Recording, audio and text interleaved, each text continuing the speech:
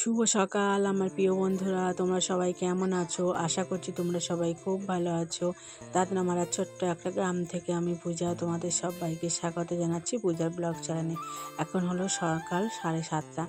তো এখন থেকে আমি ভিডিওটা শুরু করেছি। বারটা হলো শুক্রবার, আজকে মেয়ে স্কুলে যাবে। বেশ কয়েকদিন ধরে ওর স্কুল না অনেক দিন ছুটি হয়ে যাচ্ছে।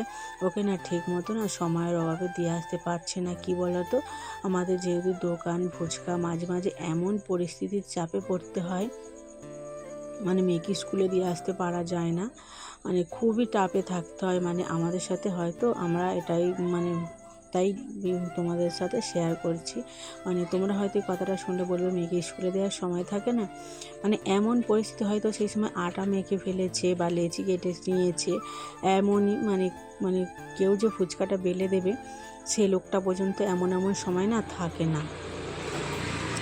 এর জন্য নিজেকে একা করতে হয়। দেখো, একটা জিনিস করতে করতে, ব্যবসার জিনিস তো উঠে চলে গিয়ে মেয়েকে ধরো স্কুলে দিয়ে আসতে যাচ্ছে, সেই আটাটা না মানে শুকিয়ে গেলে আর কিন্তু ফুচকা হতে চায় না। মানে পরিস্থিতি এতটাই খারাপ হয়ে যায়, মানে এমন এমন সময় মেয়েকে স্কুলে দিয়ে আসতে পারি না।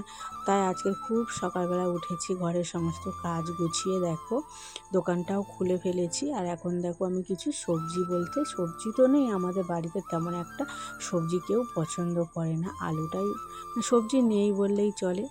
তো আলু, পেঁয়াজ, টমেটো কেটে নিয়েছি আর সয়াবিন, আজকে সয়াবিন রান্না করব। কারণ যেহেতু বৃষ্টির সময় না ঠিক মতো বরমশাই ফুচকা নিয়ে যেতে পারছে না। তাছাড়া কি বলো তো, সবেমাত্র কালকের লোন দেওয়া হয়েছে 3,000 টাকা। তো এর জন্য না খুবই অসুবিধা আমাদের মতো মধ্যবিত্ত পরিবারের মানুষজনদের। যদি মাসে 3,000 টাকা কোনো কিস্তির টাকা বা কোনো লোন দিতে হয় না, খুবই সমস্যায় পড়তে হয়, খুবই টানাটানি যায়। তো 3,000 টাকা ফুচকায় মানে যেটা বিক্রি করেছে আর দোকানে যেটা মানে আমি বিক্রি করেছিলাম, সেই সমস্ত পয়সা নিয়ে কিন্তু আমরা কালকের লোনটা দিয়েছি। এর জন্য খুবই সমস্যায় পড়েছি। তো এখানে দেখো মেয়েকে রেডি করিয়ে দিয়েছি। মেয়ের জন্য কিন্তু ভাত রান্না করেছিলাম, মেয়ে কিন্তু ভাত খায়নি। আর 3টে মাছ ছিল, ভাজা করেছি। মেয়ে না মাছ ভাজা খেতে বেশ পছন্দ করে। তো মাছ ভাজাটা দেখেও একটু অল্প খেয়েছিল, আবার কিন্তু রেখে দিয়ে স্কুলে চলে গিয়েছিল। সকালবেলা লুচি এনেছিল, ওটাই খেয়ে স্কুলে চলে গিয়েছে। তো তারপর আমি দোকানে ছিলাম। তো বরমশাই না বাজার থেকে একটা মাছ এনেছিল রাজস্বীর জন্য। তো সেই মাছগুলোকে আমি দেখো কাটবো, মানে মাছগুলো না জ্যান্তই ছিল মাছগুলো। তো এই মাছগুলো এনেছিল যখন বাজারে যাচ্ছিল না, পাশে একটা পুকুরে জাল দেওয়া হচ্ছিল, সেখান থেকে কিনে নিয়ে এসছে মাছগুলো। আমার রাজস্বী না এই জ্যান্ত মাছ খেতে ভীষণ পছন্দ করে। তো দেখো স্কুল থেকে চলে এসছে আর ভীষণ খুশি। তো স্কুল থেকে কোনো কিছু খাবার আনলে আগে আমাকে দেয়, তারপর কিন্তু ও খায়, আমাকে দেখায়। তো এখানে দেখো মাছটা কাটতে বসে পড়লাম, এখানেই বসেছি। তো মাছটা কেটে নেবো। আর যেহেতু রান্না করে নিয়েছি, উনুনে না ভীষণ আগুন, ছাই পাইনি। আমি না মাছ ছাড়া মানে ছাই ছাড়া মাছ একদম কাটতে পারি না, মাছটা হরহর করছে, মানে যেহেতু পুকুরের জ্যান্ত মাছ তো এর জন্য। তো মেয়ে স্কুল থেকে বাড়ি এসে স্কুলে কি হলো, মানে কি স্কুলে দিদিমণি স্যাররা ওকে কিভাবে পড়ালো, কি বললো, সেটা কিন্তু এসে আমার সাথে গল্প করে। ওকে জামাটা চেঞ্জ করে কিন্তু ওর বাবাকে বললাম, ওর বাবা কিন্তু জামাটা চেঞ্জ করিয়ে দিতে ও তক্তার মধ্যে বসে বসে খেলা করতে। যেহেতু আমার ছোট জায়গা, রাজস্বী তক্তার মধ্যে সারাক্ষণ খেলা করে। ও বাইরে যায় না, কারোর সাথে মেশেও না, শুধু যায় আমার মায়ের বাড়িতে যায়, ওখানে আমার কাকার ছেলে আছে, ওখানে ওর সাথেই খেলা করে। মাদের ছাদের ওপরে, সিঁড়ির ওপরে খেলা করে। ছোটোবেলা থেকে কোথাও কিন্তু যেতে পছন্দ না, কারোর বাড়িতেও কিন্তু যায় না আমার রাজস্বী।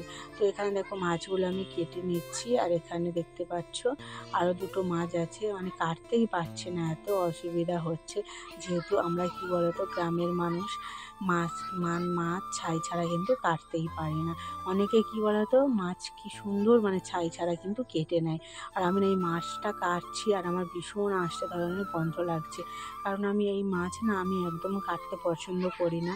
আমাদের যতবার মাছ আনা হয় বাজার থেকে কিন্তু মাছ কিনে আনা হয়, মানে মাছের যে মানে গন্ধটা, আষ্টে গন্ধটা একদম মানে সহ্য করতে পারছি না, তাও কিন্তু কষ্ট করে মাছটা কাটছি। তো এই মাছটা কিন্তু আমার একদমই খেতে পছন্দ নয়। আমি কিন্তু বাজার থেকে যে ছোটো ছোটো চারা পোনা হয় সেই মাছগুলো খেতে পছন্দ করি। এই যে গোল্ডেন মাছ এগুলো কিন্তু খেতে ভালো লাগে না। এখানে দেখো রাজস্বীকে খাইয়ে দিয়েছি, মাছটা তো ধুয়ে নিয়েছি, তারপর ফ্রিজে রেখে দিয়েছি। আর তারপর না তাল ছিল, তো ভাবলাম সন্ধ্যার দিকে তালের রুটি বানাবো। তার জন্য দেখো একটা বৌদির কাছ থেকে তাল নিয়ে এসেছি, সেই তালটা দেখো আমি তালের নোটটা বের করে রেখে দিচ্ছি চুবির সাহায্যে। এখানে দেখো মানে সবাই খাওয়া দাওয়া হয়েছে কিন্তু এখনও বাসন মাজা হয়নি, তো ওখানেই বসেই কিন্তু আমি তালের নোটটা বের করে নিচ্ছি। তো আমার রাজস্বীকে খাইয়ে দিয়েছি, ও এখন খেলা করছে। আর এখানে দেখতে পাচ্ছ কি অবস্থা, তক্তার মধ্যেই সমস্ত খেলনাবাটি পেতে নিয়ে খেলা করছে। আর বরমশাই ওদিকে ফুচকা গুছাচ্ছে। তো আজকের ভিডিওটা ছোট, কারণ কয়েকদিন ভিডিওটা বেশ ছোট ছোটই হচ্ছে, তো কারণ ভীষণ চাপে আছি, ঠিকমতো ভিডিও তোমাদের সাথে শেয়ার করতে পারছি না। ভিডিওটা যদি ভালো লাগে তোমরা অবশ্যই লাইক কমেন্ট শেয়ার করে আমার পাশে থেকো। টাটা, আজ তবে আসছি, এখানেই শেষ করে দিচ্ছি। সবাই ভালো থেকো, সুস্থ থেকো। কাল অবশ্যই তোমাদের সাথে আবারও দেখা হবে। টাটা।